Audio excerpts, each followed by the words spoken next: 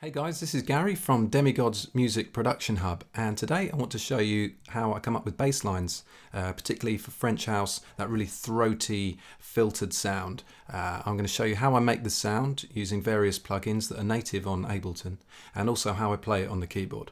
Okay, let's get in. Right, so let's go through the settings. So I've got a project open here, which was an early demo of a track I did called Deep Heat, and I've chosen this because it uses the French house filtered bass sound that I came up with. Alright, so it consists of two basses on two tracks.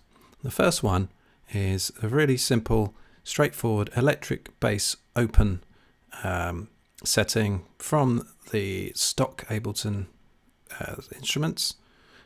I think it actually comes as part of a sampler. So if you check in the bass section here, we go down to E.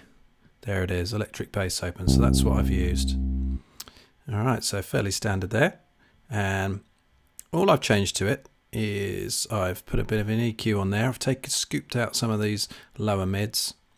We've got a sidechain compressor, which actually, a bit of housekeeping here, I want to be at the very end of the chain. And that's so that after it's been sidechained, no other effects affect the overall sound. So you always want a sidechain compressor to be at the very last thing in your effects chain. Little extra tip for you there. Okay, and then the other two things are these two auto filters. And the first one just really gives it that throaty, that word I like to use for the filtered sound, that throaty sound, that middle sound. Let's give it a quick play. So really middly, high resonance on that one there. And then just an extra one to take us, again, scoop that low mid even more. That's called a notch filter there.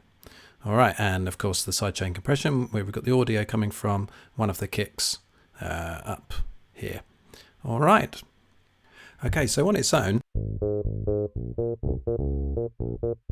so that kind of sounds okay, but it needs a little bit of fattening up. So what I always do is have what I call a utility bass, which is just an analog with one oscillator switched on, down an octave, a sawtooth, and quite low frequency and a tiny bit of resonance. That's it. It's a really simple setting.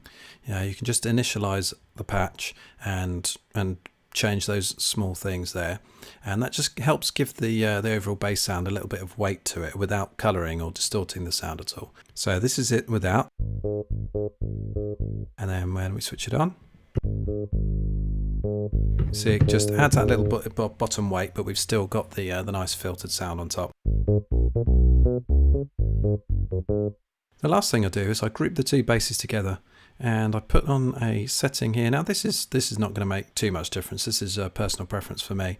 The CLA bass scoop setting I put across both basses, and that just helps fatten it all up and glue the two sounds together a little bit more. Okay, so now we're going to get into how to play the riff to Deep Heat, so you can see some of the techniques. So you can see there's a lot of octaves going from a low to high octaves. I always find it helps give the track some bounce. And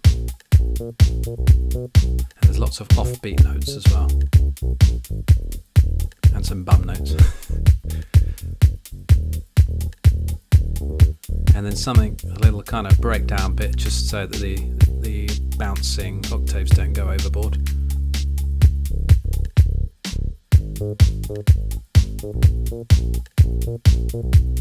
I remember when I wrote this, I chose to do it on the black notes because I found hammering on them with the fingers was a lot easier, and I made less mistakes than on the white keys, and that's the only reason it's in the key it is.